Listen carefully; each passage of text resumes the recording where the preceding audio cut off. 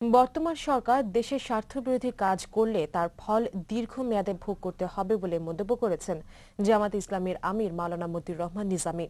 ছাত্র শিবিরের সদস্য সম্মেলনে দেয়া বক্তব্যে তিনি একথা বলেন। জুনাদ আলী সাকির রিপোর্ট।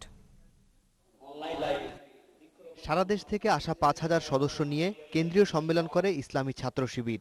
বঙ্গবন্ধু আন্তর্জাতিক সম্মেলন কেন্দ্রে আয়োজিত এ অনুষ্ঠানে জামায়াতে ইসলামীর আমির মাওলানা মতিউর রহমান নিজামী বলেন, দেশের স্বার্থ নিয়ে যারা ভাবেন তারা প্রধানমন্ত্রীর সাথে একমত হতে পারেনি।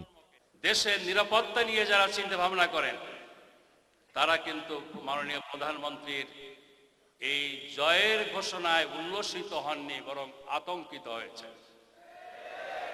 যুগ পরম্পরায় এদেশের নতুন প্রজন্ম তরুণ সমাজকে এই ভোগান্তির শিকার হতে হবে।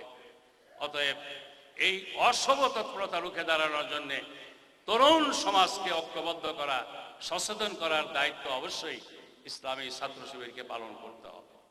অনুষ্ঠানে দেশের বিভিন্ন রাজনৈতিক দলের নেতারাও প্রধানমন্ত্রীর ভারত সফরে করা বিভিন্ন চুক্তির সমালোচনা করেন।